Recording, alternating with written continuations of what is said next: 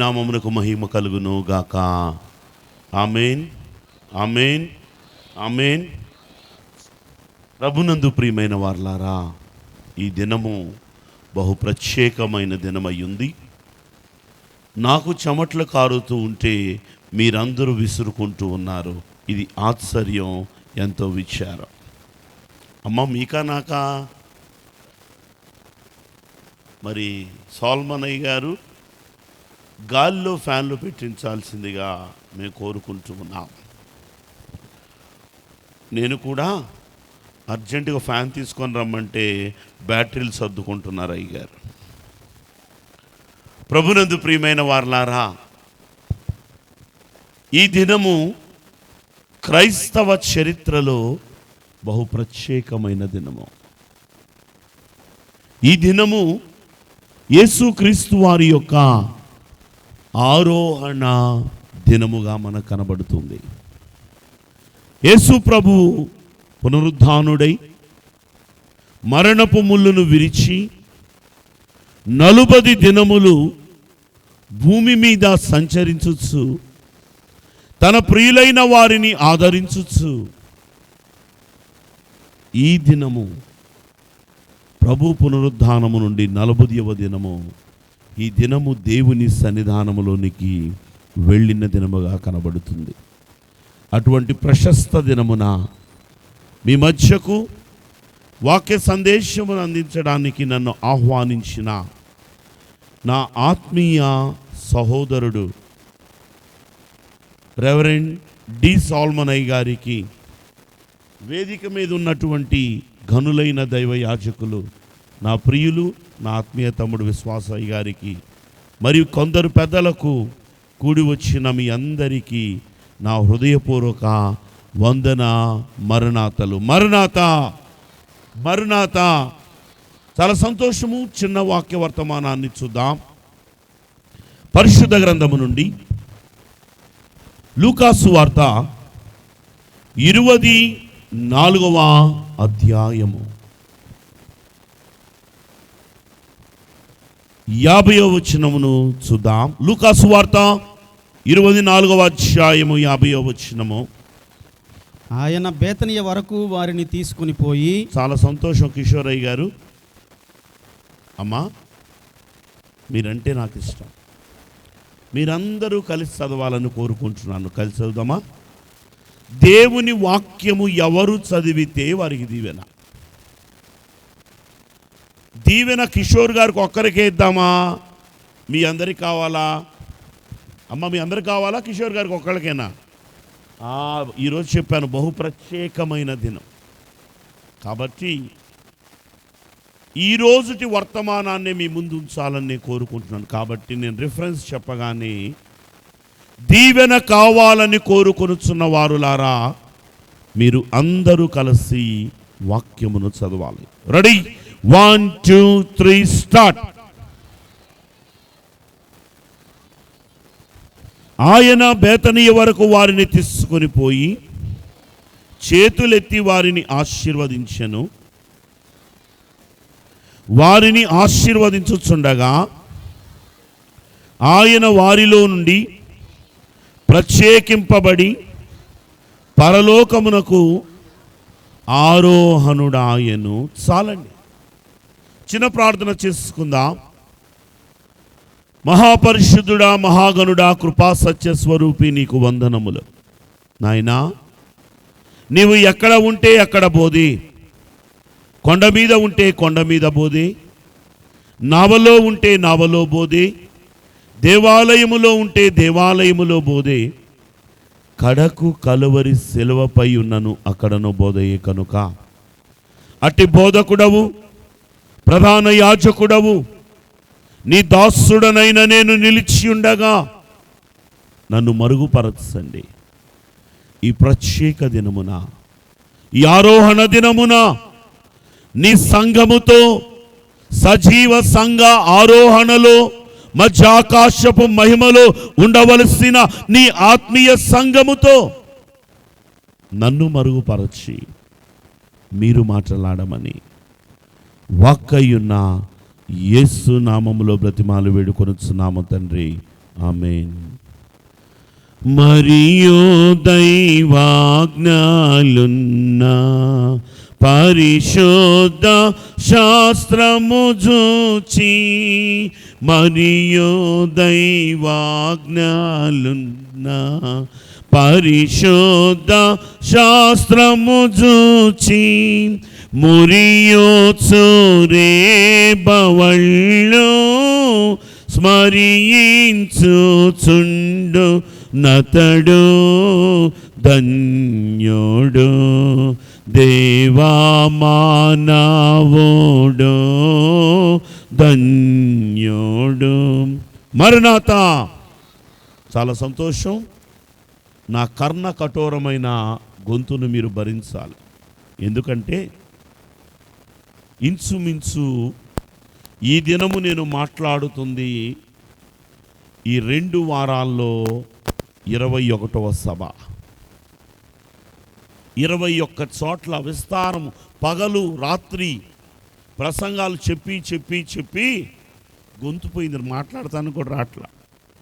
వచ్చేటప్పుడు నాతో కూడా నా తమ్ముళ్ళు సృజన్ కుమార్ గారు, ఇంకొక తమ్ముడు బంటి వచ్చారు.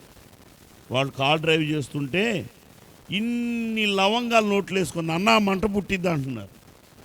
మీతో మాట్లాడాలంటే మంట పుట్టినా పర్లేదని వేసుకున్న మా బంటి మాత్రం ఒకటి వేసుకొని వామ్మో వాయో నరుస్తున్నాడు. అక్కడ కూర్చున్నాడు తెల్ల చొక్క వేసుకొని. తర్వాత పాట పాడుతాడు. అమ్మా సంతోషం, ఫైన్. ఇప్పుడే ఫ్యాన్ పెట్టారు. కొంచెం కోలుకుంటున్న ఐసీయూలో నుండి. ఒక చిన్న కథ చెప్పి నా భాష మీకు అర్థమవుతుందో లేదో నాకు తెలియడానికి వాక్యములోనికి వెళదాం. అమ్మా, నేను తెలిసిన వాళ్ళు ఎంతమంది ఉన్నారు చెయ్యొద్దండి. అమ్మ, మీ అందరికీ తెలుసా నేను? అమ్మా, ప్రభునందు ప్రియమైన వారలారా, మీరందరూ ఆశీర్వాదం కొరకే వచ్చారా? ఆశీర్వాదం కొరకే వచ్చారు. ఎంతమంది వచ్చారు ఆశీర్వాదం కొరకు?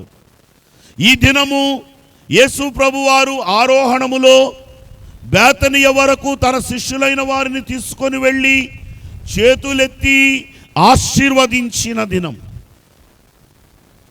ఒక ఊర్లో అంట 2 అన్నదమ్ములు ఉన్నారంట. ఈ 2 అన్నదమ్ములు మేము దేవుని చేత ఆశీర్వదింపబడాలి అని కోరుకున్నారంట. ఏం చేయబడాలని కోరుకున్నారు? ఆశీర్వదింపబడాలి అని. అన్న వెళ్ళి ఒక చెట్టు కింద కూర్చొని ప్రార్థన చేయడం మొదలుపెట్టాడంట. దేవా, నన్ను ఎలాగైనా సరే నీవు ఆశీర్వదించు అని. వెంటనే తమ్ముడు అనుకున్నాడంట, వామ్మో, దేవుడు మా అన్ననొక్కడిని ఆశీర్వదిస్తే నా పరిస్థితి ఏంటి? నేను కూడా ఆశీర్వదింపబడాలని. వాళ్ళ అన్న ఎక్కడ తపస్సు చేస్తున్నాడు? చెట్టు కింద తపస్సు చేస్తుంటే ఈ తమ్ముడు చెట్టు పైన తపస్సు చేయడం మొదలుపెట్టాడంట. తమ్ముడేమో చెట్టు పైన తపస్సు చేస్తున్నాడు, అన్నేమో చెట్టు కింద తపస్సు చేస్తున్నాడు. ఇలా చాలా దినాలు గడిచిపోయిన తర్వాత దేవుడంట దేవదూతను పిలిచి, ఇదిగో ఆ 2 అన్నదమ్ములు ఎంతో కాలము నుండి ఆశీర్వాదము కొరకు ప్రార్థన చేస్తున్నారు. వాళ్ళ దగ్గరకు వెళ్ళి వారికి ఏమి కావాలో ఇవ్వు అని దేవదూతను పంపించాడంట. అమ్మా, దేవదూత వస్తున్నప్పుడు మొట్టమొదటి ఎవరు కనిపిస్తారు? ఎవరు? ఆ తమ్ముడు కనిపించాడు. చెట్టు పైన ఉన్న వ్యక్తి కనపడ్డాడు. దేవదూత వచ్చి ఏమని అడుగుంటుంది? ఎలాగ అడుగుంటుంది? మనం టీవీల్లో సినిమాల్లో చూస్తూ ఉంటాం కదా, భక్త ఏమిటి నీ కోరిక అని ఉంటుంది. అదే దేవదూత కనుక నీ దగ్గరకు వచ్చి నీకేం కావాలి అంటే నువ్వేం చెప్తావు? ఏం కావాలని కోరుకుంటున్నావు దాన్ని చెప్తావు. ఈ తమ్ముడు అన్నాడంట, మా అన్న నిల్లడుగు అన్నాడంట. దేవదూతకి ఏం అర్థం కాల. వీళ్ళు ఇన్ని రోజులు ప్రార్థనలు చేస్తూ ఉన్నారు, తపస్సు చేస్తూ ఉన్నారు. తీరా నేను వస్తే ఏం కావాలంటే ఏమన్నాడు తమ్ముడు? మా అన్నకెళ్ళి ఏం కావాలో అడుగు ఫస్ట్ అన్నాడంట. వాళ్ళ అన్న దగ్గరికి వచ్చి ఏం కావాలి నీకు, ఎందుకొరకు ఈ ప్రార్థన అంటే వాళ్ళ తమ్ముడు అడిగాడంట. వాళ్ళ అన్న అడిగాడంట, మా తమ్ముడేమడిగాడు అన్నాడంట. పైకి కిందకి తిరుగుతుందంట దేవదూత. కడుపులో మండిపోయి, అడై ఈసారి చెప్పలేదా నేను వెళ్ళిపోతా, ఏం కావాలో చెప్పు అని చెప్పేసి వాళ్ళ తమ్ముడు అడిగిందంట. ఆలోచించి, ఫైన్, డూ వన్ థింగ్, మా అన్న ఏమడిగితే దానికి నాకు రెట్టింపు ఇవ్వాలి, డబల్ ఇవ్వాలన్నాడంట. ఏమడిగితే దానికి డబల్. మా అన్న కారు అడిగాడు అనుకో, నాకేమి ఇవ్వాలి? 2 కార్లు ఇవ్వాలి. మా అన్న ఒక బిల్డింగ్ అడిగాడు అనుకో, నాకేమి ఇవ్వాలి? 2 బిల్డింగ్లు ఇవ్వాలి. అప్పుడు దేవదూత వచ్చింది, వాళ్ళ అన్న అడుగుతుంది, ఏం కావాలి నీకు చెప్పు, ఇదే ఫైనల్ ఛాన్స్. వెంటనే అన్నాడంట, ఇంకోసారి మా ఓటు అంటే చంపేస్తాను నిన్ను, నీకేం కావాలి చెప్పు. మీ ఓటు చెప్పాడు, నీకు ఏమిస్తే దానికి డబుల్ ఇవ్వమన్నాడు, ఇంకా నీకు ఆ ఛాన్స్ లేదు, నీకేం కావాలో కోరుకో అన్నాడు. వెంటనే బాగా ఆలోచించి దేవదూతను అడిగాడంట, ఒక పని చేయండి దేవదూత గారు, లాగా ఒకటి కొట్టండి, ఒక పన్ను ఊడాలన్నాడంట. ఇప్పుడు వాళ్ళ తమ్ముడికి ఏమి ఇవ్వాలి? 2 పళ్ళు ఊడాల. ప్రభునందు ప్రియమైన వారలారా, దేవుని యొద్ద ఇలాంటివి కాదు, కానీ ఆయన హస్తము క్రింద ఆశీర్వాదమును అందుకోగలిగిన స్థితి ప్రభు మనందరికీ దయచేయును గాక. త్రిత్వదేవుని మహిమ, ఆశీర్వాదము, కృపా, సమృద్ధి నిరంతరము మీకు తోడయుండును గాక. ప్రభునందు ప్రియమైన వారలారా, మనము గమనించినట్లయితే ఈ పరిశుద్ధ గ్రంథం మొత్తం, అమ్మా మీరందరూ క్రైస్తవులు కదా, బైబిలును పట్టుకొని దేవాలయానికి వెళ్తారు కదా, ఆది యందు వాక్యం ఉండెను, వాక్యము దేవుని యొద్ద ఉండెను, ఈ వాక్యమే దేవుడై ఉండెను. అసలు ఈ పరిశుద్ధ గ్రంథము 66 పుస్తకాలు దేనిని గురించి తెలియచేస్తున్నాయి?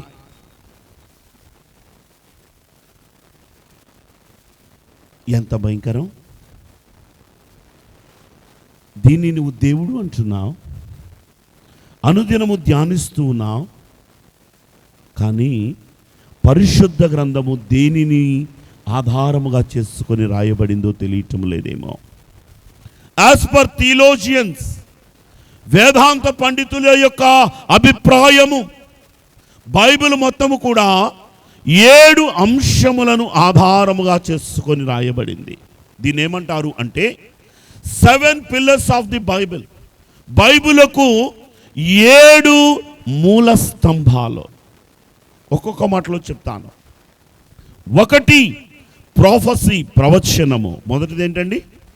ప్రవచనము. ఆది కాండము నుండి మలాకీ గ్రంథము వరకు మనము గమనించినట్లయితే ప్రవచనములే. ఎన్ని ప్రవచనాలో! అందుకే మనము ప్రవచన గ్రంథములు అంటాం. 1 ప్రవచనము, 2 రక్షకుని జన్మ, 2వది జన్మ, 3వది క్రూసిఫిక్షన్, సిలువ లేక రక్షణ, 4వది పునరుద్ధానము, 5వది ఆరోహణము, 6వది రాకడ, 7వది క్రీస్తు నిత్య రాజ్యపాలన. ఈ 7 అంశములనే ప్రధానముగా తీసుకుని 66 పుస్తకాలు 40 మంది రచయితలైన వారు రచించిన వారై ఉన్నారు. ప్రభునందు ప్రియమైన వారులారా, ప్రవచనాలు మనకు బాగా తెలుసు. ప్రభు యొక్క జన్మ సువార్త విస్తారముగా చెప్పుకుంటూ ఉంటాం, సిలువ సువార్తను ధ్యానిస్తూ ఉంటాం, పునరుద్ధాన సువార్తను కూడా ఘనముగానే చెప్పుకుంటాం. కానీ క్రైస్తవ లోకము విస్మరించేది ఈ ఆరోహణ సువార్త. దైవజనులు దేవదాసయ్య గారు అన్నారు,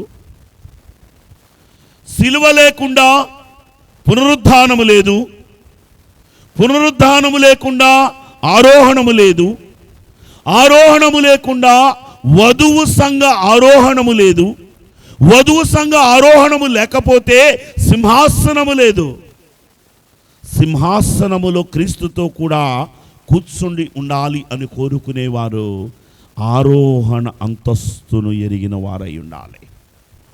ఈ దినము నేను 7 రకాలైన ఆరోహణాలను గురించి చెప్తాను.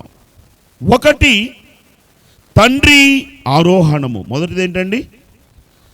మీరు లైన్ గుర్తుపెట్టుకుని నాకు చెప్పాలి. ఒకటి తండ్రి ఆరోహణము, రెండవది భక్తుని ఆరోహణము. రెండవది ఏంటమ్మా? భక్తుని ఆరోహణము. మూడవది దేవదూతల ఆరోహణము.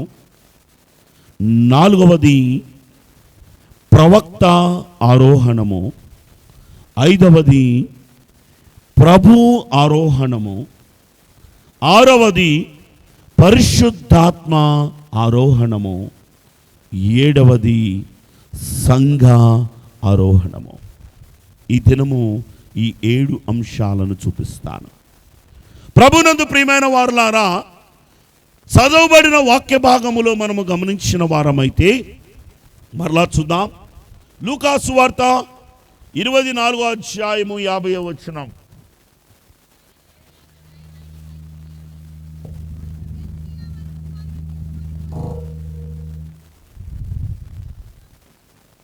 ఆయన ఒకసారి ఒక మైక్ ఇంటి సార్ ఒకరికి. కిషోర్ గారు, బంగారు తల్లి టక్కా టక్కా వాక్యం తీసి చదవగలిగిన వాళ్ళు ఎవరున్నారు? చదవండి అమ్మా.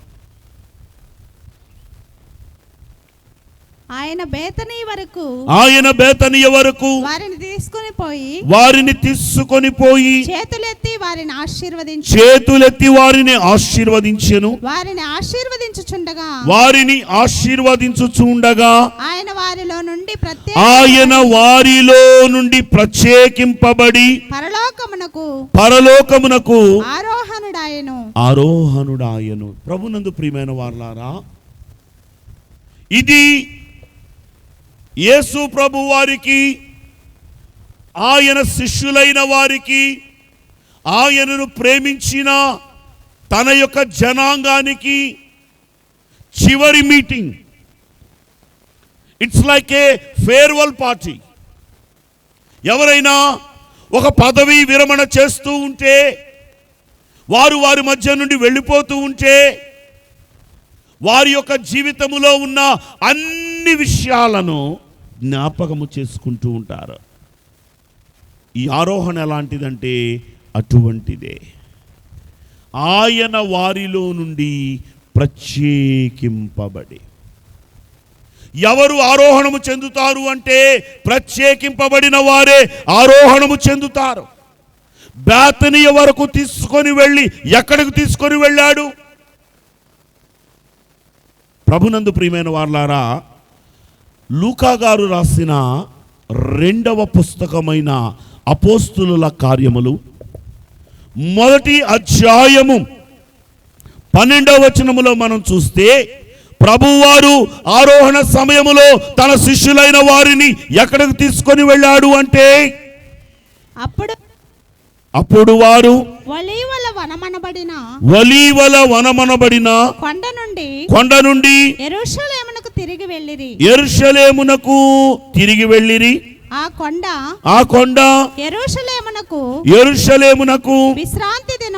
విశ్రాంతి దినమున నడవదగినంత సమీపముగానున్నది. చాలండి. యేసు ప్రభువారు ఎక్కడి నుండి ఆరోహణమయ్యాడు అంటే ఒలీవా కొండ యొద్ద నుండి ఆరోహణమయ్యాడు. మరి దేవుని యొక్క మహాకృపను బట్టి మీ యొక్క దైవ యాజకులు సాల్మనయ్య గారు 2 పర్యాయాలు యెరూషలేము వచ్చిన వారై ఉన్నారు. దేవునికి మహిమ కలుగును గాక. ఆమేన్, ఆమేన్. ఆ రీతిగానే కిషోర్ గారు కూడా ఈ యొక్క యెరూషలేముకు వచ్చిన వారై ఉన్నారు. మేమందరము యేసు ప్రభు ఒలీవా కొండ మీద నుండి ఎక్కడి నుండి అయితే ఆరోహణమయ్యాడో ఆ ప్రదేశంలోనికి వెళ్ళామయ్యా. వెళ్ళినప్పుడు యేసు ప్రభు వారి యొక్క పాదముద్ర ఆ ఒలీవా కొండ మీద ఉంది. యేసు ప్రభు వారి యొక్క పాదం ఎంత ఉందో తెలుసా? ఇంత ఉందండి.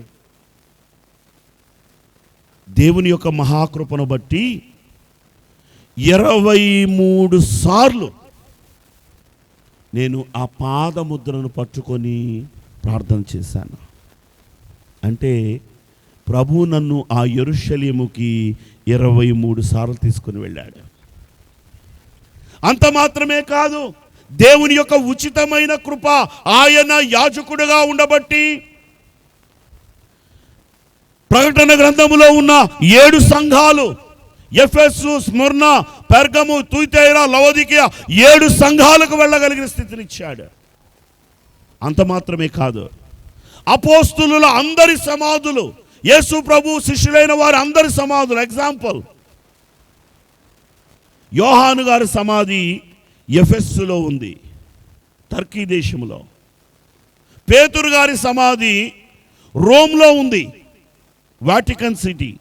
ఇలాగా అపోస్తులందరి సమాధుల దగ్గరికి తీసుకొని వెళ్ళాడు. అంత మాత్రమే కాదు, దేవుని సువార్త ప్రకటించడానికి 42 దేశాలు తీసుకొని వెళ్ళాడు. ఇదంతా కూడా దేవుని యొక్క ఆశీర్వాదం. దైవజనులు దేవదాసయ్య గారు అంటారు, ఆశీర్వదించుట నా శక్తి ఇష్టము, ఆశీస్సులందుట నీ శక్తి ఇష్టము. ఆశీర్వాదము పొందాలనే ఆశ నీలో ఉండాలి. ఆశ లేని వాడినంట దేవుడు కూడా ఆశీర్వదించలేడు. ఈ దినము దేవుడు నిన్ను ఆశీర్వదించే దినం. ఈ దినము తన శిష్యులైన వారిని చేతులెత్తి ఆశీర్వదించిన దినం. ప్రభునందు ప్రియమైన వారులారా, ఎందుకు ఒలీవ కొండ దగ్గర మాత్రమే వారిని తీసుకొని వెళ్ళి ప్రభు వారిని ఆశీర్వదించాడు అంటే, ఒలీవ కొండకు యేసు ప్రభు వారికి ఉన్నటువంటి కొన్ని సంఘటనలు, లేదా యేసు ప్రభు యొక్క జీవితములో ఈ ఒలీవ కొండ ఎంత ప్రత్యేకమైందో కొన్ని విషయాలు మీ ముందు ఉంచుతాం. మొట్టమొదటిగా మనం చూస్తే లూకాసు వార్త 21వ అధ్యాయము 37వ వచనము. లూకాసు వార్త 21వ అధ్యాయం 37వ వచనం. ఆయన నాన్న చదువు తల్లి. ఆయన ప్రతిదినము పగటియందు దేవాలయములో బోధించుచు రాత్రి వేళ ఒలీవల కొండకు వెళ్ళుచు కాలము గడపచుండెను. చాలండి. యేసు ప్రభు వారి జీవితములో యేసుకు ఆశ్రయ స్థలము ఒలీవ కొండ.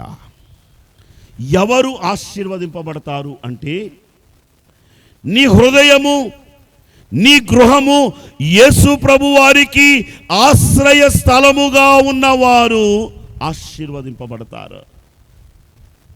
నీ గృహం ఎలా ఉంది? నీ హృదయం ఎలా ఉంది? 2, ఎందుకయ్యా ఒలీవ కొండ అంటే, యేసు ప్రార్థనా స్థలము ఈ ఒలీవ కొండ. ఆయన ప్రతిదినము ఈ ఒలీవ కొండకు వచ్చి ప్రార్థన చేసేవాడు. లూకాసు వార్త 22వ అధ్యాయము 40వ వచనములో మనము చూసినట్లయితే ఆయన చేసిన ప్రార్థన మనకు కనబడుతుంది. ఆ చోట నాన్న వద్దుతలే తల్లి, వెళ్తాను. 3, ఎందుకు ఒలీవ కొండ అంటే, యేసు ప్రభు వారికి, ఆయన శిష్యులైన వారికి ఇది సంభాషణ స్థలం. అందరూ చదువుదామా ఒకసారి. మత్తయి సువార్త 24వ అధ్యాయము. మత్తయి సువార్త 24వ అధ్యాయము 3వ వచనం. అందరూ కలిసి రెడీ, 1 2 3 స్టార్ట్. ఆయన ఒలీవల కొండ మీద కూర్చొని ఉన్నప్పుడు శిష్యులు ఆయన వద్దకు వచ్చిరి. చాలండి, యేసు ప్రభు వారి దగ్గరకు వచ్చి వారు అడుగుతున్నారు, నాయనా, నీ రాకడకు, ఈ యుగ సమాప్తికి సూచనలేమిటి? ఒలీవ కొండ యేసు ప్రభు వారికి, ఆయన శిష్యులైన వారికి సంభాషణ స్థలముగా కనబడుతుంది. 4, ఎందుకు ఒలీవ కొండ అంటే, ఒలీవ కొండ ఆరోహణ కొండగా కనబడుతుంది. ఇప్పుడే మనం చూసాం లూకాసు వార్తలోను అపోస్తులుల కార్యములోను ఆయన ఒలీవ కొండ యొద్దకు వచ్చి వారిని చేతులెత్తి ఆశీర్వదించి వారి మధ్య నుండి ఆరోహణుడయ్యాడు. ఐదవదిగా మనం చూసినట్లయితే, ఎందుకు ఒలీవ కొండ అంటే యేసు ప్రభువు వారు ఇక్కడికే వస్తాడు. రెండవ రాకడ, బహిరంగ రాకడలో ఒక మాటను చూద్దాం. అందరూ చదవండి. జకరియా గ్రంథము 14వ అధ్యాయము 4వ వచనములో మనం చూచినట్లయితే, జకరియా గ్రంథము 14వ అధ్యాయము 4వ వచనం. నాన్న మైక్ పని చేయట్లేదు తల్లి. అందరూ కలిసి రెడీ, 1 2 3 స్టార్ట్. ఆ దినమున యెరూషలేము ఎదుట తూర్పు తట్టునున్న ఒలీవ కొండ మీద ఆయన పాదములను ఉంచగా ఒలీవ కొండ తూర్పు తట్టుకును పడమటి తట్టుకును నడిమికి విడిపోయి. చాలండి. జస్ట్ నేను ఎందుకు ఒలీవ కొండ అన్నదానికి 7 అంశాలు చెప్తూ ఉన్నాను. 5, ఈ ఒలీవ కొండ మీదకి మరలా ప్రభువు రానయ్యున్నాడు. ఒలీవ కొండ మీదకి వచ్చినప్పుడంట ఈ ఒలీవ కొండ 2గా చీల్చబడుతుంది. 6, యేసు ప్రభు జీవితంలో ఈ ఒలీవ కొండ ఎంత ప్రాముఖ్యమైనది అంటే, మార్కు సువార్తలో మనము చూసినట్లయితే, మార్కు సువార్త 14వ అధ్యాయము 26వ వచనములో మార్కు గారు రాస్తూ అంటాడు, అయ్యా ఆయన పస్కా విందును ముగించుకొని సిలువకు ముందు ఎక్కడికి వెళ్ళాడు అంటే, చదువుదాం ఒకసారి. మార్కు సువార్త 14వ అధ్యాయం 26వ వచనం. అంతట వారు కీర్తనలు పాడి ఒలీవల కొండకు వెళ్ళిరి. ఒలీవల కొండకు వెళ్ళిరి. ఏమండి, బైబిల్లో యేసు ప్రభు పాటలు పాడినట్లుగా రాయబడిన ఒకే ఒక్క సందర్భము ఇది. ఎప్పుడయ్యా అంటే, సిలువకు ముందు. యేసు ప్రభు గనుక పాటలు పాడాలి అంటే ఎప్పుడు పాడాలి? నేను అనుకుంటాను, ఆ గిన్నెసరతు మీద ఆ పడవలో ప్రయాణము చేస్తూ ఉన్నప్పుడు పాటలు పాడాలేమో. 2, ఎప్పుడు పాడాలి అంటే 5 రొట్టెలను 5,000 మందికి పంచి ఇచ్చినప్పుడు పాటలు పాడాలేమో. కానీ యేసు ప్రభు ఎప్పుడు పాటలు పాడుతున్నాడో తెలుసా? సిలువకు ముందు పాటలు బైబిల్ అంటుంది, మీలో ఎవరైనా సంతోషముగా ఉన్నారా, వాళ్ళు ఏం చేయాలంట? పాటలు పాడవలను. అంటే ప్రభు అమితమైన సంతోష దినము కలువరి సిలువ యాగం. 7, ఈ యొక్క స్థలమే చేతులెత్తి ఆశీర్వదించిన స్థలం. మరి విస్తారమైన సమయం లేదు, కానీ మనం చూస్తే ఆరోహణానికి ముందు అపోస్తుల కార్యములు 1వ అధ్యాయము 6వ వచనము నుండి 10వ వచనము వరకు శిష్యులు ప్రభువుకు మధ్య సంభాషణ కనబడుతూ ఉంది. వారు అంటున్నారు, అయ్యా ఇశ్రాయేలీలకు ఎప్పుడు రాజ్యాన్ని ఇస్తావు, ఎప్పుడు నీ రాకడ అంటే రాకడ తేదీని మరుగుపరచి దేవుడు మాట్లాడుతున్నాడు. ఫైన్, త్వరగా నా వాక్యములోనికి నేను వచ్చి వేస్తాను. మొట్టమొదటి ఆరోహణ, ఏ ఆరోహణ చెప్పుకున్నా అమ్మా? అక్కర్లేదు నాన్న. మొదటి ఆరోహణ ఏదని చెప్పుకున్నా? ఏ ఆరోహణం? ప్రభునందు ప్రియమైన వారలారా, తండ్రి ఆరోహణము ఎక్కడుంది? ఎక్కడ తండ్రి ఆరోహణం అయ్యాడు? అది యేసు ప్రభు కదా అయింది. ఫైన్, మీ అందరికీ బాగా తెలిసిన ప్రశ్న అడుగుతా. అమ్మా, మొదటి మానవుణ్ణి దేవుడు ఎలా తయారు చేశాడు? ఎలా చేశాడు? దైవజనులు దేవదాసాయి గారు రాస్తూ, మన్ను తీసి మనుజుని నిర్మాణము చేయుటే వింత, బన్నుగా నతని ఎముకతో నారిని చేయుట ఎంత. ప్రభునందు ప్రియమైన వాళ్ళారా, మొదటి మనిషిని మంటితో చేసి దేవుడంట తన జీవవాయువును ఊదగా. దేవుడు మానవులను ఎందుకు చేశాడు? ఏమంటే దేవుడు మనల్ని ఎందుకు చేశాడండి? మానవుల గురించి అడిగితే మాకేం తెలుసు అయ్య గారు అన్నట్టు చూస్తున్నారు నాకెళ్ళి. అమ్మ మనందరం మానవులవేనా? అవునా కాదా? అసలు దేవుడు మనల్ని ఎందుకు చేశాడు? సృష్టిని అంతటిని ఏలడానికి మానవుని ఎందుకు చేశాడు? ప్రభునందు ప్రియమైన వారలారా, intention of God, why God created the men. ఎందుకు దేవుడు మానవుని సృజించాడు అంటే దేవుని యొక్క అంతరంగ ఉద్దేశ్యము, దేవుడు మానవునితో సహవాసము చేయాలి. దీన్నే ఆదికాండములో మనం చూస్తాం. ప్రతిదినము చల్లపూట అవ్వ ఆదాముల యొద్దకు వచ్చి దేవుడు సహవాసము చేస్తూ ఉండేవాడు. దేవునితో సహవాసము, దీన్నే దైవజనులు దేవదాసయ్య గారు అన్నారు సన్నిధి. సహవాసము చేయుచున్న మానవుల మధ్యకి ఏమొచ్చిందో తెలుసా?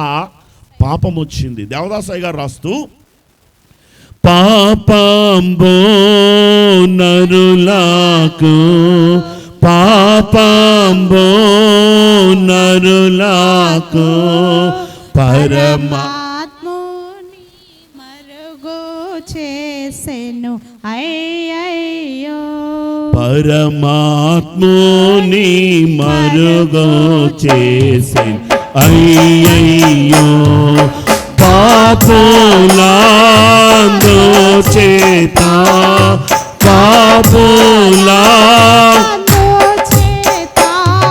పలువిధ దేవుళ్ళను కల్పించి విచారం.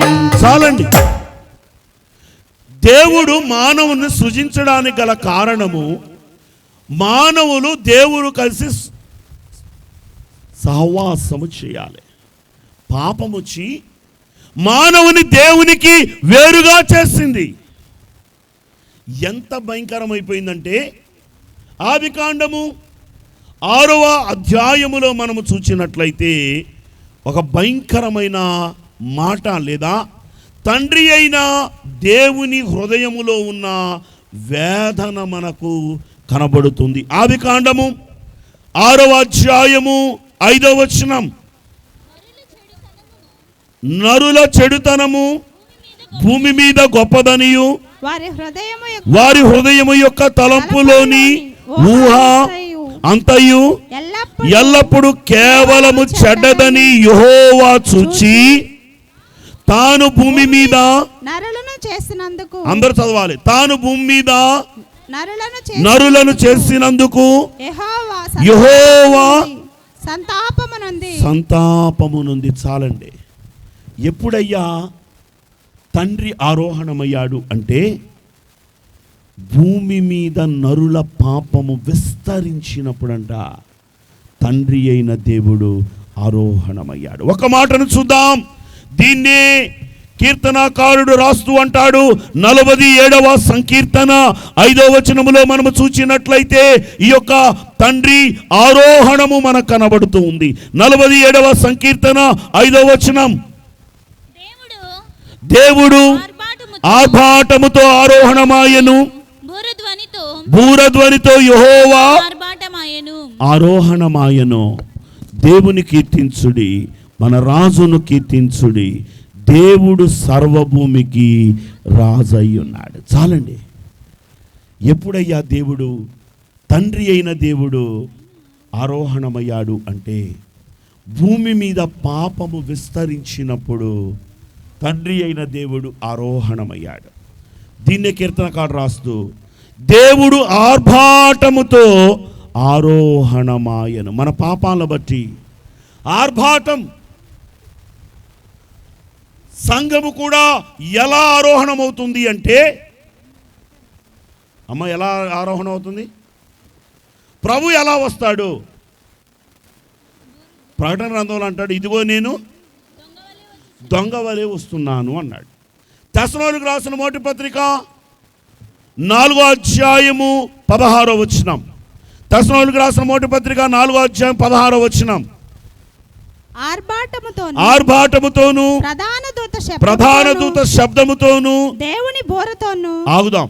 ఏమండి, ప్రకటన గ్రంథములో ప్రభు ఎలా వస్తాడంట? దొంగల వల్లే వస్తాడు. తెస్సలోనిక పత్రిక అపోస్తలుడైన పౌలు చెబుతూ ప్రభు ఎలా వస్తాడంటే ఆర్భాటముతో వస్తాడు. అమ్మ, అందరూ ఒకసారి నాకు వెళ్ళి చూడండి. ప్రభు దొంగలాగా వస్తాడా, ఆర్భాటంతో వస్తాడా? మరి దొంగలాగా వస్తాడని రాశారు యోహాను గారు. యోహాను గారి మాట నమ్మాలా, పౌలు గారి మాట నమ్మాలా? యోహాను గారిది. సరే, మీ కన్ఫ్యూజన్ లేకుండా I will ask you one more question.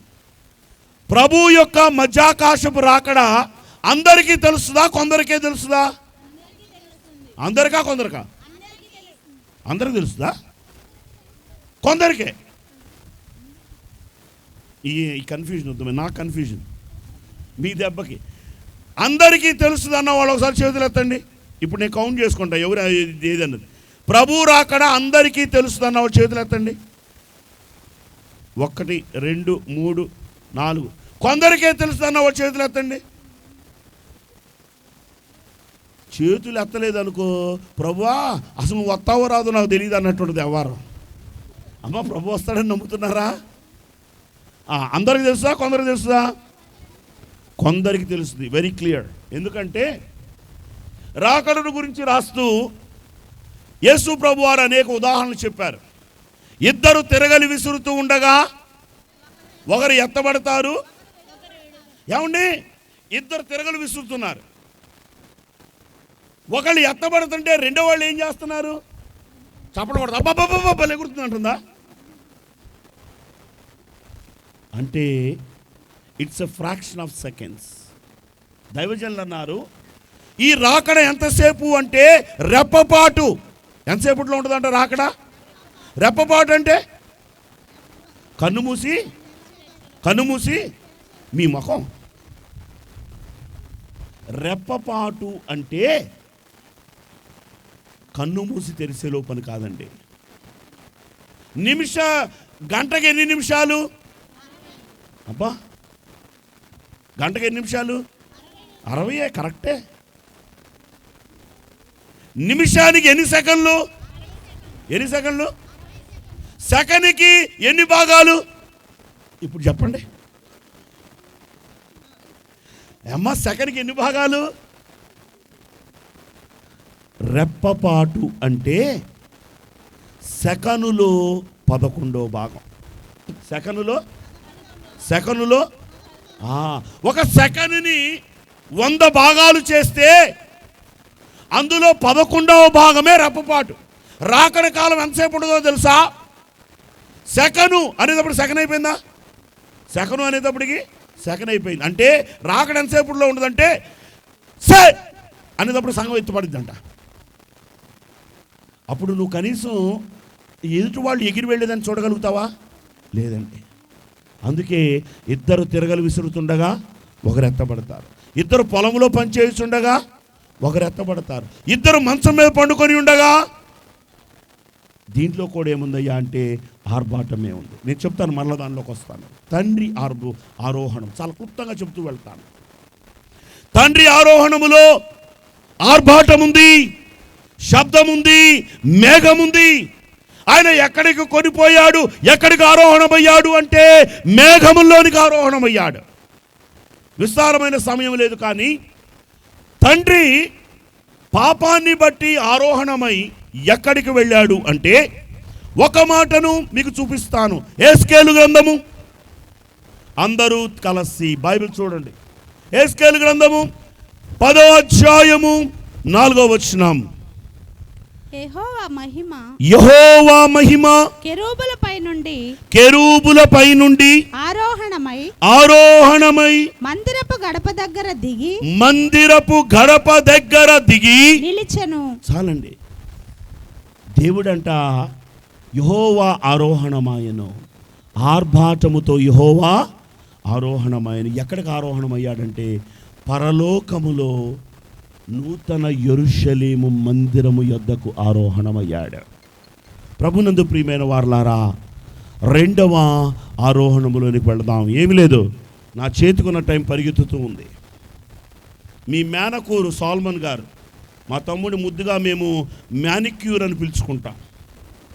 మరి మేనకూర్ అంటే బాగాదని, అందుకే అరే మ్యానిక్యూర్ అని పిలుస్తాను నా తమ్ముడిని. నేను ఎక్కడికి వెళ్ళినా, ఏ దేశం వెళ్ళినా నా వెనకాల వస్తూ ఉంటాడు.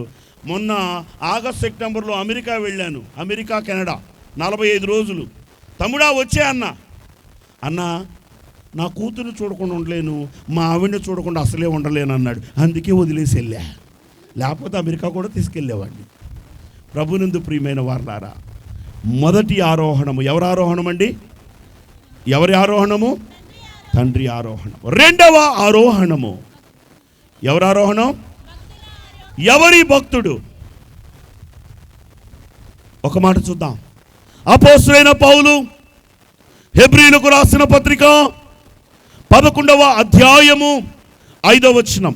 హెబ్రీయులకు రాసిన పత్రిక 11వ అధ్యాయము 5వ వచనం. Ready, 1 2 3 start. విశ్వాసమును బట్టి హానోకు మరణము చూడకుండానట్లు. అమ్మా మరణము మరలా చదువుతారా? విశ్వాసమును బట్టి హానోకు మరణము చూడకుండానట్లు. నేను దేవదాసయ్య గారు చెప్పిన ఒక మాట చెప్తా. ఈరోజు ఆరోహణ దినం. ఆరోహణ దినము తరువాత 10 దినాలు పరిశుద్ధాత్మ కృమ్మరింపు దినాలు. శిష్యులైన వారు ఎదురు చూచారు, ప్రార్థన చేశారు. 10వ రోజు పెంతుకొస్తు దినం, పరిశుద్ధాత్మ కృమ్మరింపు దినం. ప్రభునందు ప్రియమైన వారలారా, ఆత్మ అందరిలో ఉంది. ఆత్మను వాడుకునేవారు ఉద్రేకంగా ఉంటారంట, ఆత్మను వాడుకోని వాళ్ళు ఉసూరు అంటూ ఉంటారంట. అమ్మ మీరు ఉద్రేకంగా ఉన్నారా, ఉసూరు అంటున్నారా? మా తమ్ముడు చిన్న స్టేజ్ చేశాడు, బయటకు వస్తే పడేటట్టున్నా నేను. ఉద్రేకంగా ఉన్నారా, ఉసూరు అంటున్నారా? ఉద్రేకంగా ఉంటుందా? ఎలా ఉండాలా? రాత్రి నేను తాడేపల్లి గూడెంలో ప్రసంగం చెప్పేటప్పటికి 11:45 పాస్టర్ గారు పుట్టినరోజని కేక్ కట్ చేపియాలని చెప్పేసి అక్కడే ఉంచాడు. 12 దాటింది. అప్పుడు బయలుదేరి 3:30కు వచ్చా గుంటూరుకి. నేనే కార్ డ్రైవింగ్. భయంకరమైన నిద్ర. విజయవాడ దాటిన తర్వాత ఒక అరగంట సేపు కార్ ఆఫీస్ కారులో నిద్రపోయా. మరలా గుంటూరు వచ్చి ఒక 4 గంటలు పండుకొని నా తమ్ముళ్ళని తీసుకొని గుంటూరు నుంచి మీ మేనకూరు వచ్చేటప్పటికి 4 అయింది. ఆల్రెడీ చెప్పా, ఇది 21వ ప్రసంగం ఈ 2 వీక్స్లో. అందుకే గొంతు కూడా రావట్లే. అయినా కానీ నేను మీలాగా పాట పాడమంటేనేమో దేవ సంస్తుతి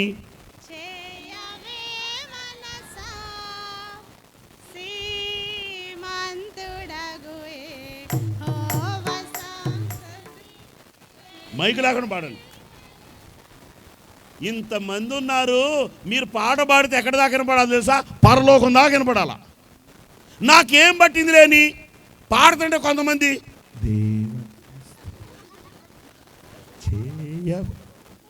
నేనటి చెబితే ప్రసంగం. ప్రభునందు ప్రియమైన వాళ్ళారా, దైవజనులు అన్నారు, స్వరమిదిగో గొన్నోమి వరరాజా నిన్నో గోచి నిరతము పాడా నిమ్ము మరియు పెదవోలివిగో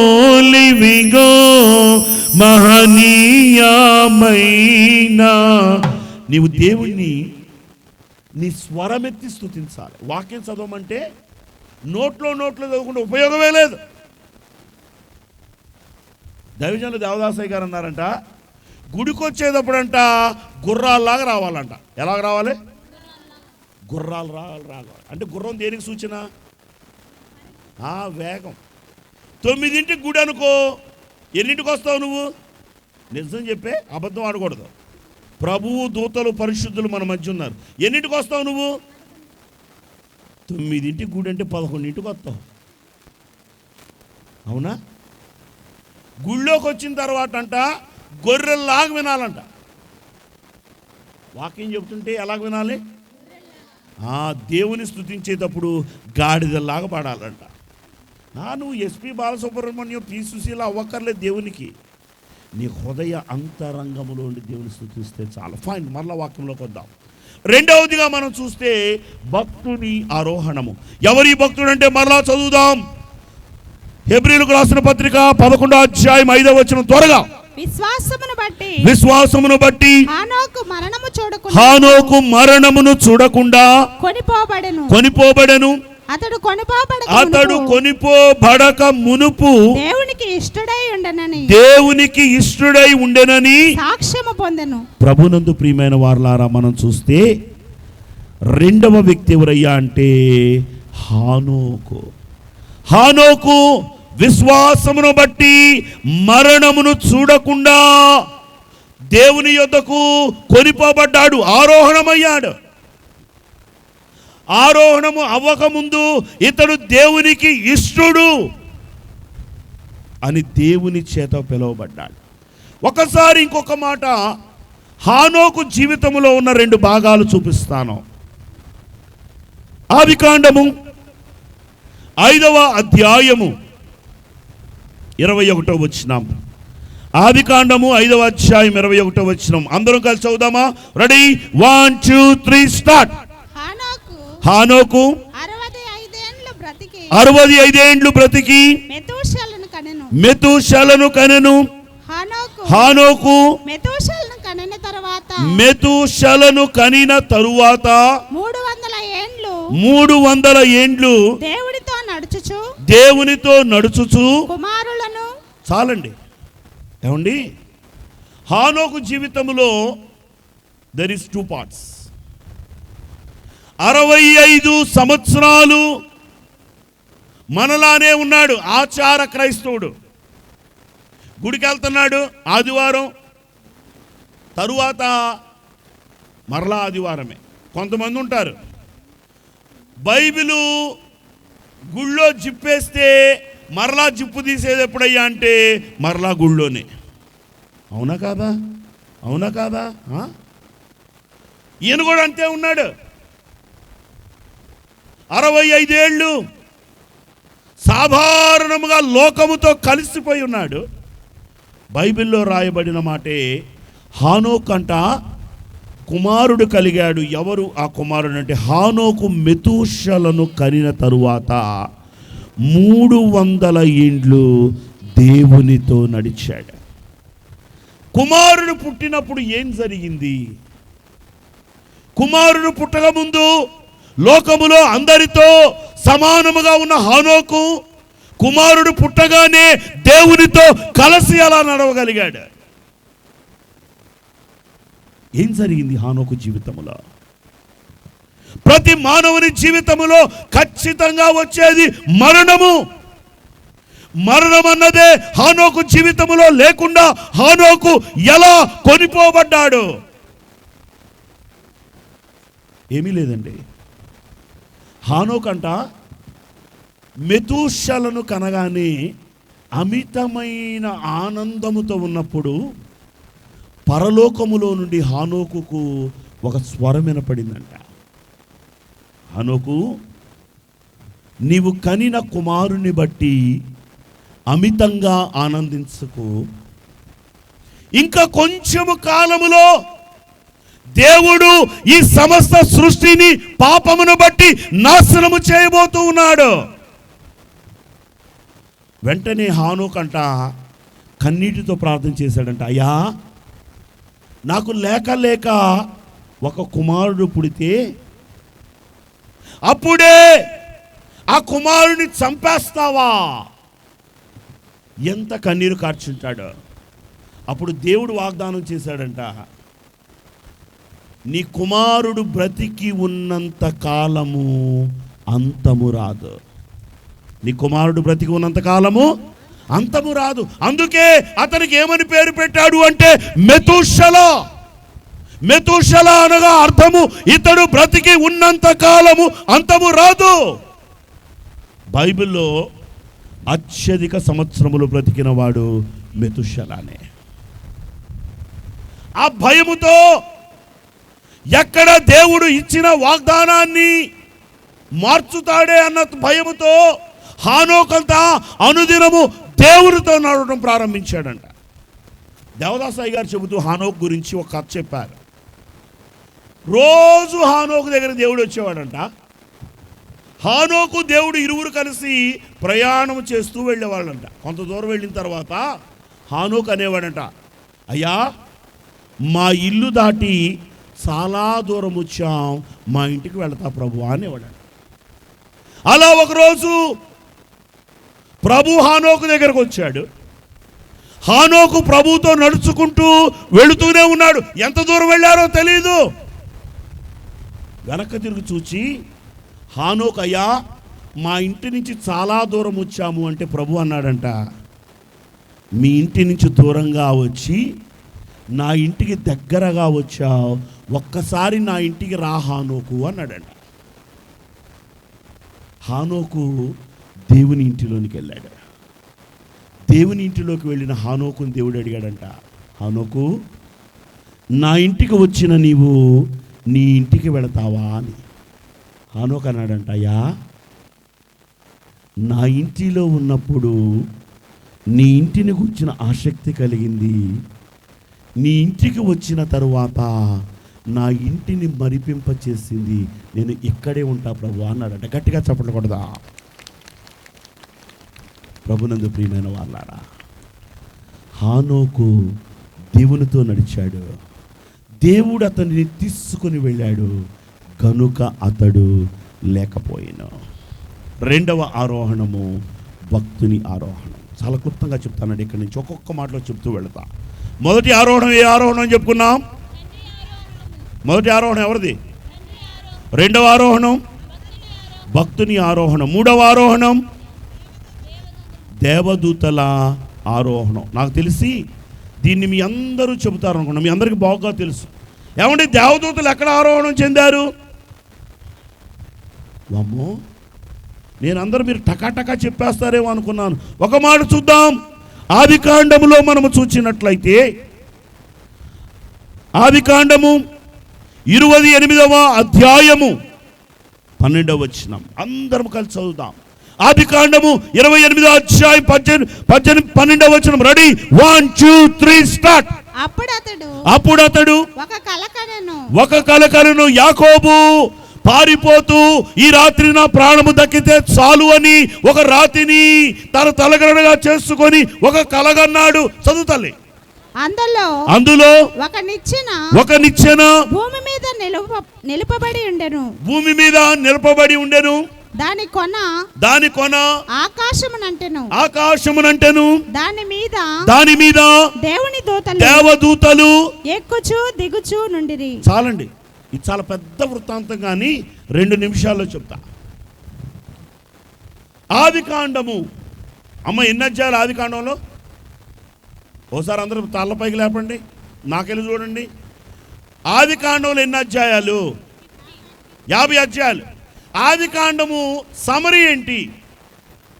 ఆదికాండం దేని గురించి రాయబడింది? సృష్టి గురించి. అయ్యా సమరీ అంటే మొదటి అధ్యాయంలో చెప్పడం సమరీ కాదు.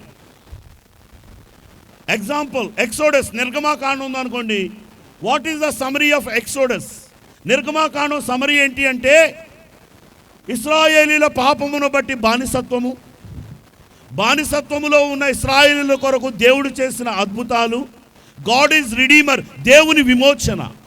ఇది నిర్గమాకాండం సమరీ. లేవ్యాకాండం సమరీ ఏంటి అంటే, దేవుని అంతరంగ ఉద్దేశమైనటువంటి ప్రత్యక్షపు గుడారము, యాజకుడు సమాజమును ఎలాగూ నడిపించవలనో విధులు. సంఖ్యాకాండము సమరీ ఏంటి అంటే, ఇశ్రాయేలీల గోత్రముల లెక్కింపు, గోత్రముల లెక్క చొప్పున స్వాస్థ్యమును పంచి ఇచ్చుట. ద్వితీయోపదేశకాండం సమరీ ఏంటి అంటే, వారు వెళ్ళనయ్యున్న ఆ యొక్క కానానులో వారు ఏ రీతిగా ప్రవర్తించవలనో ఇశ్రాయేలీలకు తెలియచెప్పుట. Fine. Now I'm asking about the first book, Genesis. What is the summary of Genesis? 50 అధ్యాయాలు దేనిని ఆధారంగా చేసుకొని రాయబడ్డాయి? ఒకసారి ఆలోచించండి, నేను చెప్పనా? ఆదికాండం మొత్తము కూడా ఇద్దరు అన్నదమ్ముల చరిత్రను ఆధారం చేసుకొని రాయబడింది. అవునా కాదా? మొట్టమొదటి మనిషి ఎవరు భూమి మీద? ఆదాముకు ఎంతమంది కొడుకులు, పిల్లలు? పెద్దవాడు, రెండోవాడు. ఎవరు ఆశీర్వదింపబడ్డారు? కయ్యూనికి హేబేలు గొడవేంటి? ఆస్తి కోసమా, ఆశీర్వాదం కోసమా? ఆస్తి కోసమా, ఆశీర్వాదం కోసమా? మొదటి తగాదా ఎక్కడ మొదలైందో తెలుసా? ఆశీర్వాదం దగ్గరే మొదలైంది. పెద్దవాడు కొట్టివేయబడ్డాడు, చిన్నవాడు ఆశీర్వదింపబడ్డాడు. ఫైన్. విశ్వాసులకు తండ్రి ఎవరు? అబ్రాహాంకి ఎంతమంది పిల్లలు? పీడ వదిలిపోయింది పో. అబ్రాహాంకి ఎంతమంది పిల్లలు? ఒకడా, ఇద్దరా? ఇస్మాయేల్ ఎవరు కొడుకు? మర్చిపో. హాగరు కొడుకా? వాళ్ళ ఆయనతో సంబంధం లేదా? అమ్మా, నీకెంతమంది పిల్లలు బంగారు తల్లి? సంతోషం. అబ్రహాం గారికి ఎంతమంది పిల్లలండి? ఇద్దరు. ఒకరు ఇస్మాయేలు, రెండోవాడు. ఎవరు ఆశీర్వదింపబడ్డారు? చిన్నవాడు ఆశీర్వదింపబడ్డాడు, పెద్దవాడు కొట్టివేయబడ్డాడు. ఇస్సాకు ఎంతమంది పిల్లలు? ఇద్దరేనా? ఇస్సాకు ఎంతమంది? ఇద్దరే. పెద్దవాడు ఏశావు, చిన్నవాడు ఎవరు దీవించబడ్డారు? యాకోబు. అంటే ఇక్కడ కూడా పెద్దవాడు కొట్టివేయబడ్డాడు, చిన్నవాడు ఆశీర్వదింపబడ్డాడు. యాకోబు ఎంతమంది పిల్లలు? అమ్మాయి, ఎంత భయంకరం! మీరు స్త్రీలు జ్ఞాపకం చేసుకోకపోతే ఎట్టా? యాకోబు కుమార్తె లేదు. దీనా ఎంతమంది పిల్లలు? 13 మంది. కాబట్టి 13 వద్దు, మనకు రెండు చెప్పుకుంటున్నాం. యోసేపుకి ఎంతమంది పిల్లలు? ఎంత డౌట్ వచ్చిందో. 49 అధ్యాయం దగ్గరికి వచ్చా. ఇద్దరు, మనష్షే, ఎఫ్రాయిం. పెద్దవాడు కొట్టివేయబడ్డాడు, చిన్నవాడు ఆశీర్వదింపబడ్డాడు. ఇది ఎందుకు అయ్యారంటే మళ్ళీ ఒక పెద్ద కథ, దాని దగ్గరికి వెళ్దాం. ప్రభునందు ప్రియమైన వాళ్ళారా, యాకోబు పారిపోతూ వస్తూ, ఈ రాత్రి నా ప్రాణము దక్కితే చాలని తల క్రింద రాయి పెట్టుకొని పడుకున్నప్పుడంట ఒక దర్శనం వచ్చింది. అమ్మా, దర్శనానికి కళకు తేడా ఏంటి? ఇప్పుడు అక్కడ కళ అనుందా, దర్శనం అనుందా? కళ. నేనేం చెప్పాను? నేను దర్శనం అన్నా. బైబిల్లోనే కళ అనుంది, అయ్యగారేమో దర్శనం అన్నారు. కళకి దర్శనానికి తేడా ఏంటి? చెప్పు మా అమ్మ, చెప్పు అమ్మా. ఏమీ లేదండి. ఇంట్లో నిద్రపోతే వచ్చేది కళ, గుళ్ళో నిద్రపోతే వచ్చేది అంతేనా? గుళ్ళో నిద్రపోతే వచ్చేది దర్శనం, ఇంట్లో నిద్రపోతే వచ్చేది కాదండి. ప్రభునందు ప్రియమైన వారలారా, ఈ రెండింటికి తేడా ఏంటంటే, కళ నీ జ్ఞానము పని చేయనప్పుడు వస్తుంది. నీ ఇంట్లో ₹1,00,000 వచ్చి దొంగోడు తీసుకెళ్ళాడని కళ వచ్చిందనుకో, గబగబగా లేచి బీరువా చూస్తావు, ఇది కళ. దర్శనము నీ జ్ఞానము పని చేస్తున్నప్పుడు వస్తుంది. ఇది కళ కాదు, దర్శనం అని ఎందుకన్నాను అంటే, ఇది నిజంగా జరుగుతూ ఉంది. దేవదాసయ్య గారు రాస్తూ, నరలోకము నుండి పరలోకము వరకు నీచెనగా నుండి నరులకు ముందుగా నడచుచు ముక్తికి సరిగా కొనిపోవు స్థిరమైన మార్గంబు నీవేయని నమ్మిక. చాలండి. యాకోబు అనుకుని ఉన్నప్పుడంట పరలోకంలో నుండి భూలోకం వరకు ఒక నిచ్చెన వేయబడిందంట. దేవదూతలైన వారు పరలోకంలోంచి అందరు దిగొచ్చి యాకోబు ముఖంలో ముఖం పెట్టేట చూసి పైకి వెళ్తున్నారంట. చూడండి మీరు, అక్కడ దేవదూతలు దిగొచ్చారు, ఏం మాట్లాడలా, దీవించలా, వచ్చారు, అతను చూసి పైకి వెళ్ళారు. ఎందుకు? ఏమండి ఎందుకు? దేవదాసయ్య గారు అన్నారంట, అబ్బాయ్ పరలోకములో క్వశ్చన్ పేపర్ అవుట్ అయింది అన్నారంట. ఏంటి అంటే సృష్టికర్త అయిన దేవుడు రక్షకుడిగా ఈ లోకములో శిశువుగా జన్మించబోతున్నాడు. యేసు ప్రభువే శిశువుగా నరావతారిగా ఈ లోకములో జన్మోబు వలె ఉంటాడు. ఎలా ఉంటాడు? అందుకంట దేవదూతలు అనుకున్నారంట, దేవాది దేవుడే ఒక నరుని రూపములో జన్మించబోతున్నాడు అంటే ఆ నరుడు ఎలా ఉంటాడో చూద్దామని పరలోకములో నుండి నిచ్చెన వేసుకొని భూలోకానికి వచ్చి యాకోబు ముఖంలో ముఖం పెట్టి చూసి, అయ్యా ఎంత గొప్పోడువయ్యా నువ్వని యాకోబును పొగిడి వెళుతూ ఉన్నారంట. ఇది ఏ ఆరోహణం అంటే దేవదూతల ఆరోహణం. నువ్వు కూడా నీ భర్త ముఖంలో ముఖం పెట్టి చూస్తావు ఎప్పుడన్నా? దేవదాసయ్య గారు రాస్తూ ఒకసారి పాడదాం అందరం. మంచము దిగాగానే మొదట మోకాళ్ళోని మన తండ్రిని తాళంచుకొనుట, మంచి పనులన్నిటి మించిన పని అవును, కొంచెమైనను బాధ కీచుట సరికాదు. అమ్మా, ఆల్రెడీ మా మ్యానిక్యూర్ వచ్చి నాకు గుర్తు చేశాడు. ఇక త్వరగా ఇంకా ఎక్స్ప్రెస్సే, ఇది ఒక్కటే. ఒక్కసారి రింగుల్లోకి వెళ్దాం. అమ్మ, రింగులు అంటే తెలుసుగా? Flash back. వెరీ గుడ్, మీరు సూపరు. నాలాగే మీరు టీవీలు ఎక్కువ చూస్తారు. ఎక్కడో వద్దులే, ఈరోజు పొద్దున్న దాకా వెళ్దాం. మంచము దిగ్గానే నువ్వు చేసిన మొదటి పని ఏంటి?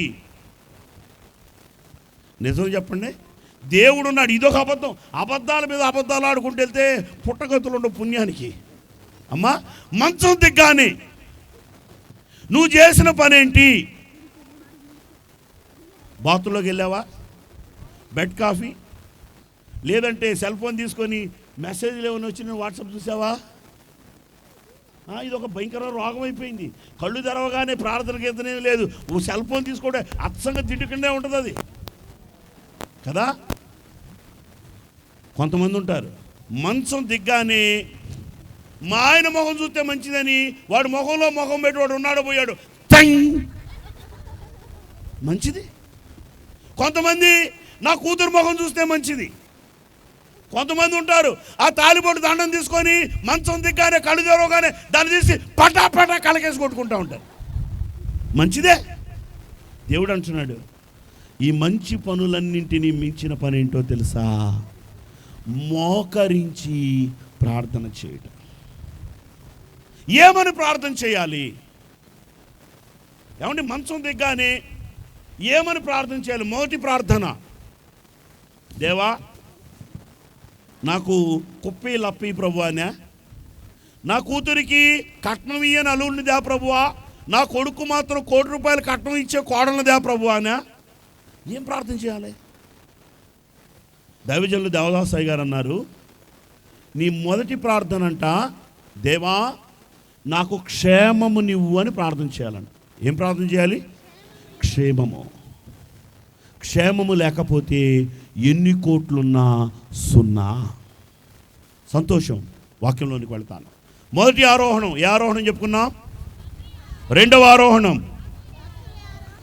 మూడవ ఆరోహణం దేవదూతల ఆరోహణము. నాలుగవ ఆరోహణము ప్రవక్త ఆరోహణం. ఎవరు ఈ ప్రవక్త అంటే ఏలియా.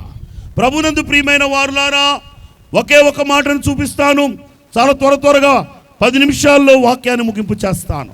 రాజులు 2వ గ్రంథము 2వ అధ్యాయము 1వ వచనములో మనము చూసినట్లయితే, రాజులు 2వ గ్రంథము 2వ అధ్యాయం 1వ వచనం. Ready, 1 2 3 start. యెహోవా సుడిగాలి చేత ఏలియాను ఆకాశమునకు ఆరోహణము చేయింపు. చాలు తల్లి. ఏలియానంట, ఏలియా మరణాపేక్ష కలిగిన వాడే. అయ్యా ఇట్స్ ఎనఫ్, ఇంత మటుకు చాలు, నేను నా పితరుల కంటే గొప్పవాడిని కాదు, నన్ను చంపేయి ప్రభు అని మరణాపేక్ష గలవాడే ప్రార్థన చేస్తే ఏలియాకు మరణమే లేకుండా చేశాడు దేవుడు. ఆరోహణం చేస్తున్నానన్నాడు. ఏలియా అందరికి చెప్పాడు. ప్రవక్త శిష్యులందరూ ఏలియాను వెంబడిస్తూ ఉన్నారు. ఎలీషా, అయ్యా నువ్వు ఆరోహణం కాక మునుపు నాకు 2 పాళ్ళ ఆత్మనివ్వు అన్నాడు. మనం చూస్తే 5 ప్రాంతాలకు ప్రభు తీసుకొని వెళ్ళాడు. మొట్టమొదటిగా మనం చూసినట్లయితే ఏలియా ఆరోహణములో గిల్గాలుకు తీసుకొని వెళ్ళాడు. ఒకసారి చూద్దాం గిల్గాలు అంటే ఏంటి అంటే యెషయా గ్రంథము, యెహోషువ గ్రంథము 5వ అధ్యాయము 9వ వచనం. యెహోషువ గ్రంథము 5వ అధ్యాయము 9వ వచనం. అప్పుడు యెహోవా నేడు నేను ఐగుప్తు అవమానమును మీ మీద నుండకుండా దొరిలించి వేసి ఉన్నాను యెహోషువతో అనెను. అందుచేత నేటి వరకు ఆ చోటుకు గిల్గాల్ అను పేరు. చాలండి. గిల్గాలు అనగా దొర్లించి వేయుట. ఈరోజు దేవుడు వాగ్దానం చేస్తున్నాడు. ఇప్పుడు వరకు నీ జీవితంలో అవమానం ఉందేమో, శ్రమ ఉందేమో, దుఃఖం ఉందేమో, ఓటమి ఉందేమో, వ్యాధి బాధ, అనేకమైనటువంటి రుణ బాధలు ఉన్నవేమో. ఈరోజు దేవుడు నీతో వాగ్దానం చేస్తున్నాడు. ఈ వాక్యము నాకే అని ఎవరనగలరో వారికే చెందును. నీ అవమానమును దొర్లించబోచు ఉన్నాడు. ఆమేన్, ఆమేన్. అవమానము దొర్లించబడిందని ఆ ప్రదేశానికి ఏమని పేరు పెట్టారంటే గిల్గాలు అని పేరు పెట్టారు. సంతోషం.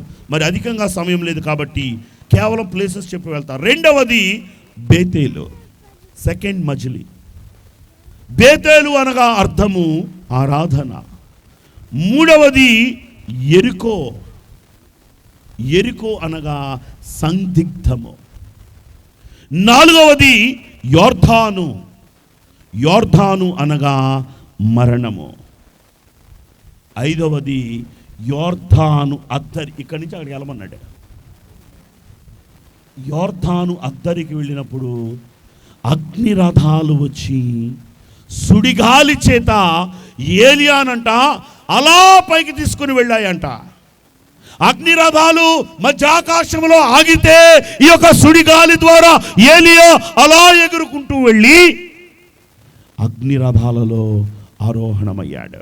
ఇది ఆరోహణం. ప్రవక్త ఆరోహణం. మొదటి ఆరోహణం, రెండవ ఆరోహణం, మూడవ ఆరోహణం, నాలుగవ ఆరోహణం, ఐదవ ఆరోహణము యేసు ప్రభు వారి ఆరోహణం. ప్రభునందు ప్రియమైన వారులారా, యేసు ప్రభు ఆరోహణములో 3 ఆరోహణాలు కనబడుతున్నాయి. యేసు ప్రభు వారు ఎన్నిసార్లు ఆరోహణం అయ్యాడు అంటే 3 సార్లు ఆరోహణం అయ్యాడు. అయ్యగారు, యేసు ప్రభు 3 సార్లు ఆరోహణం అయ్యాడా అంటే ఒక మాట చూద్దాం. చాలా త్వరగా వాక్యం చదువుదాం.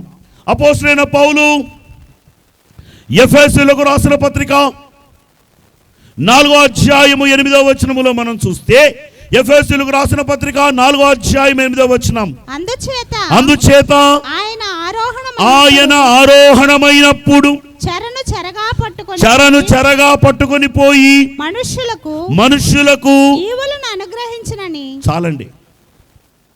ప్రభునందు ప్రియమైన వారలారా, ఇది ప్రభు జీవితములో మొదటి ఆరోహణము. ఈ ఆరోహణం ఎప్పుడు జరిగింది?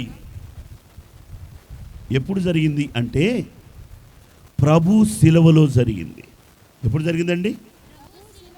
యేసు ప్రభు వారు శిలువలో ఎన్ని మాటలు మాట్లాడారు? ఎన్ని చూపులు చూశారు? బాగుంది కదా? ఎన్ని మాటలు మాట్లాడారు? ఎన్ని చూపులు చూశాడు?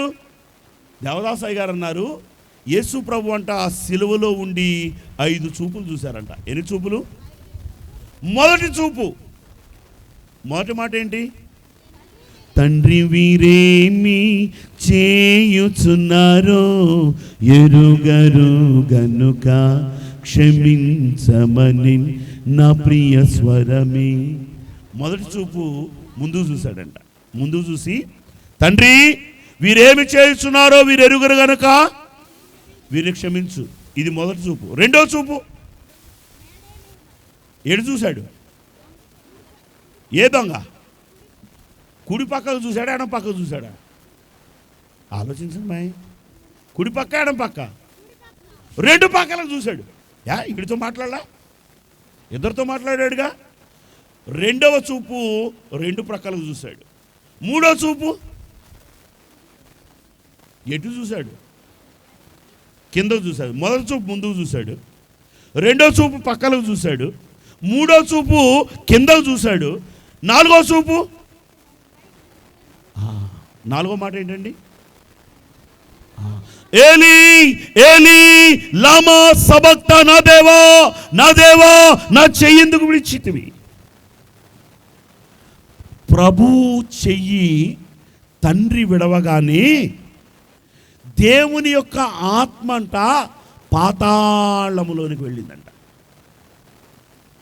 పాతాళములోనికి వెళ్ళి పాతాళములో ఉన్న చెరను తీసుకొని వచ్చింది బయటికి. అందుకే యేసు ప్రభు మరణమైనప్పుడు చనిపోయిన అనేకులు భూమి మీద వారి ఆత్మలు కనబడ్డాయని రాయబడ్డాయి. ప్రభు అంట పాతాళములోనికి వెళ్ళి చెరం తెచ్చాడు. ఎందుకు అంటే యేసు ప్రభు సిలువలో దొంగతో ఒక మాట అన్నాడు, నేడు నీవు నాతో కూడా పరదేశేమో. అప్పుడు కింద ఉంది.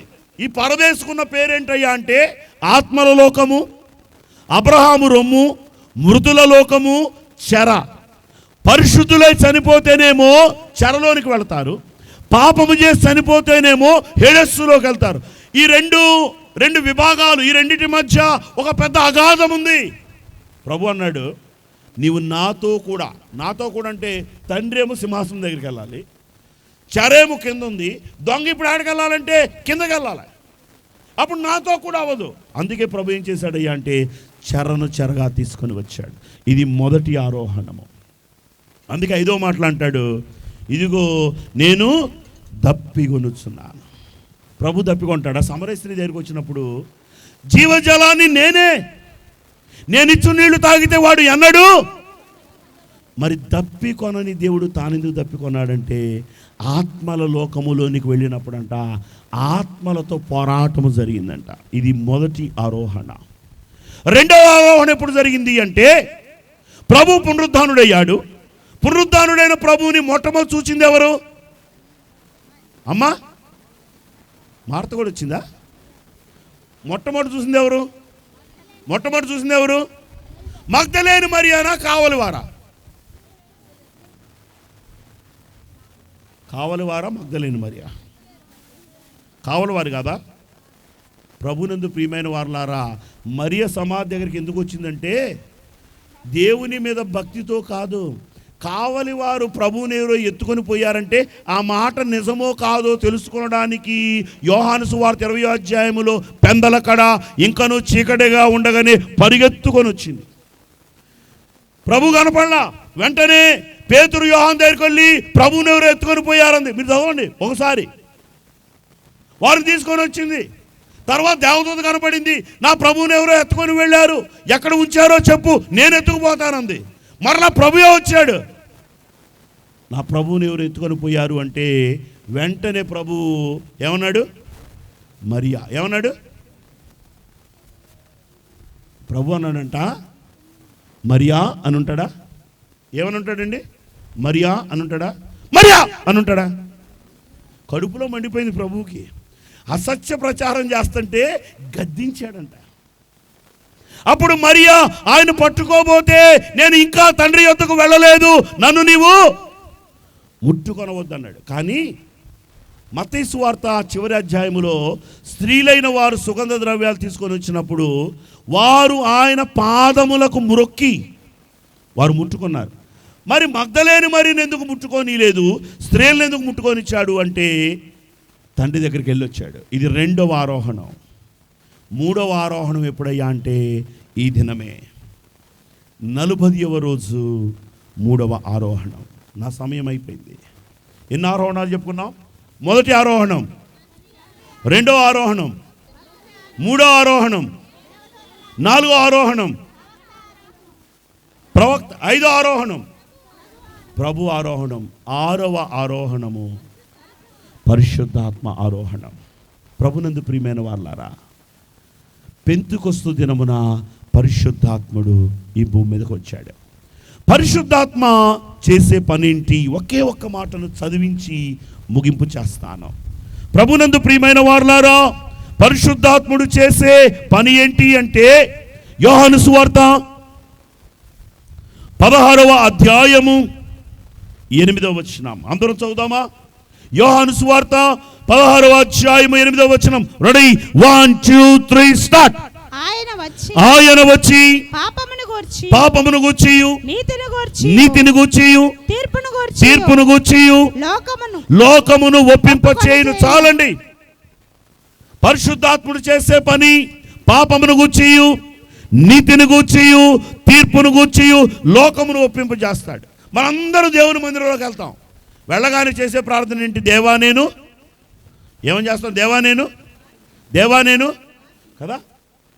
సంఘస్థులైన మీరైనా, యాజకుడినైనా, నేనైనా దేవుని దగ్గర రాగానే దేవా నేను పాపిని అని ప్రార్థన చేస్తాం.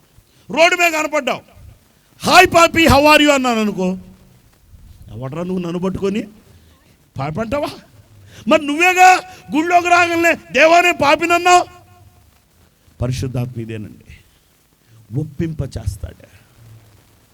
ఈ పరిశుద్ధాత్మను గురించి అపోస్తలుడైన పౌలు రాస్తూ, ఇదిగో పరిశుద్ధాత్ముడు ఉన్నంత కాలమే నీ మీదకు శ్రమలు రావు. పరిశుద్ధాత్మకు ఉన్న పేరేంటయ్యా అంటే అడ్డగించు ఆత్మ. అపోస్తలుడైన పౌలు తెస్సలోనికీయులకు రాసిన 2వ పత్రిక 2వ అధ్యాయము 7వ వచనములో మనం చూస్తే, ఇదిగో ధర్మ విరోధ సంబంధమైన క్రియ ఇప్పటికే పనిచేయుచున్నది, కానీ అడ్డగించు ఆత్మ మన మీదకు శ్రమను రానియకుండా ఆయన అడ్డుకుంటూ ఉన్నాడు. ఈ పరిశుద్ధాత్మను గురించే రాస్తూ అపోస్తల కార్యములు 9వ అధ్యాయం 31వ వచనములో, కావున యూదయ గలిలయ సమరయ దేశమందంతటా, చదువుతారు నాన్న? అపోస్తల కార్యములు 9వ అధ్యాయం 31వ వచనం చదువు తల్లి. అందరూ కలిసి నాకు వినపడాలి. కావున యూదయ గలిలయ సమరయ దేశములందంతటా సంఘము క్షేమాభివృద్ధి నందు. సంఘం అంటే మనందరము. పరిశుద్ధాత్మ చేసే పని ఏంటో తెలుసా? సంఘానికి క్షేమమునిచ్చేవాడు పరిశుద్ధాత్ముడు. 2 అభివృద్ధినిచ్చేవాడు పరిశుద్ధాత్ముడు. చదువు తల్లి. 3 సమాధానాన్ని ఇచ్చేవాడు పరిశుద్ధాత్ముడు. మరియు దేవుని యందు భయమును భక్తిని కలిగించేవాడు పరిశుద్ధాత్ముడు. పరిశుద్ధాత్మ ఆదరణ కలిగించేవాడు పరిశుద్ధాత్ముడు. చదువునానా? ఆదరణయు కలిగి నడుచుకొనుచు విస్తరించుచుండెను. సంఘములో విస్తరణను కలిగించేవాడు పరిశుద్ధాత్ముడు. ఈ పరిశుద్ధాత్ముడు అంట ఏమవుతాడంటే ఆరోహణము చెందుతాడు. ఎప్పుడంటే ఇందాకే మనం చెప్పుకున్నాం, తెస్సలోనికీయులకు రాసిన పత్రిక 4వ అధ్యాయం 16వ వచనం, ఆర్భాటముతో ప్రధాన దూత శబ్దముతో దేవుని బోరతో.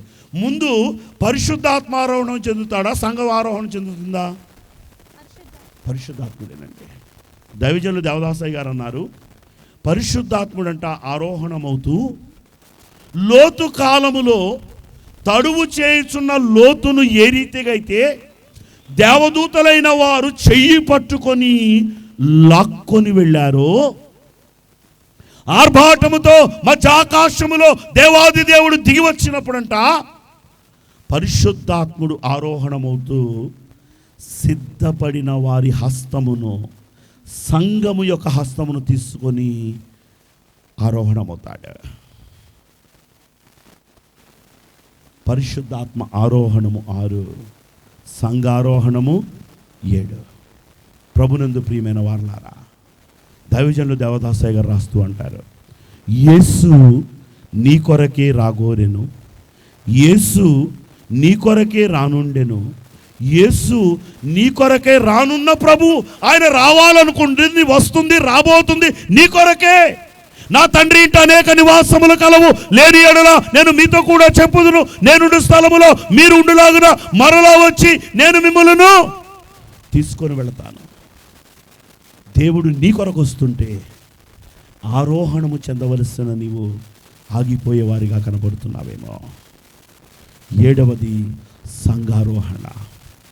ఈ ఆరోహణ పర్వదినమున సంఘ ఆరోహణము చెందవలసిన మనందరం ఓ ప్రార్థన చేద్దాం. అందరూ నాతో చెప్పండి. దేవా, నీ యొక్క ఆరోహణములో ఆచరించిన నన్ను సంఘ ఆరోహణములో మధ్యాకాశములో నీతో కూడా పెండ్లి కుమార్తెగా ఉండగలిగిన మహిమను దయచేతువని నమ్మి వందించుచున్నాము. ఆమేన్. మా మంచి బోధకుడైన మా పరలోకపు తండ్రి, వినుట, విశ్వసించుట, ఆజ్ఞకు విధేయులయ్యుండుట, ఈ 3 చేయువారే పరలోక వాస్తవ్యులగుట. ఇదిగో ప్రభువా, ఈ ఆరోహణ పర్వదినమున ఎన్నడూ మేము చెప్పుకొనని, ఆలోచించని, యోచించని ఆరోహణలను గురించి మాట్లాడుకున్నాం. 7 రకములైన ఆరోహణలు. ఆరోహణ బలమిచ్చుట కొరకే నీవు ఈ లోకాల్లోకి వచ్చావు. మా దైవజనుల ద్వారా యేసునామా దారులందరూ ఎంతో ధన్యులు, వారు హానోకు వలనే దేవునిని హత్తియుందురు, వారు ఏనాడో ఒకనాడు ఎగిరిపోదురు అని రాయించిన దేవా, నిన్ను హత్తియుండి నీ యొక్క మధ్యాకాశపు రాకడలో ఆరోహణము చెందగలిగిన భాగ్యము నాకును మాకును దయచేయమని అద్వితీయుడైన యేసు నామములో వేడుకుంటున్నాము తండ్రి. ఆమేన్. నాకు ఈ సమయం ఇచ్చిన త్రియేక దేవునికి, దైవజనులు దేవదాసయ్య గారికి, నన్ను ప్రేమించి మీ మధ్యకు ఆహ్వానించిన నా యొక్క తమ్ముడు సాల్మన్ అయ్య గారికి, వేదిక మీద ఉన్న ఏర్పాటు దైవజనులకు, ప్రధానంగా పెదనాన్న గారికి, ఏడి అందగాడు ఇక్కడ ఉన్నాడు, ఒకసారి చప్పట్లు కొట్టండి అమ్మా. పెదనాన్న గారికి ఇంకెప్పుడు ముగిస్తాడు రా, దీక్షలు పెట్టాడని వెనక్కి ముందుకి చూస్తున్నాం. మీకు అమ్మ ప్రేమతో విన్నారా, కోపంతో విన్నారా? ప్రేమతో విన్న వారందరూ గట్టిగా చప్పట్లు కొట్టండి. అబ్బా, ఐ లవ్ యూ. ప్రేమతో వినిన మీకు నా హృదయపూర్వక వందన మరణాతలు. దేవుడు వచ్చే సంవత్సరములో మీ అందరికీ ఫ్యానుల కింద కూర్చునే భాగ్యము దయచేయును గాక. మరణాత నాకు కూడా స్పీడుగా తిరిగే ఫ్యాను పెట్టగలిగిన భాగ్యము దేవుడిచ్చును గాక. Thank you so much.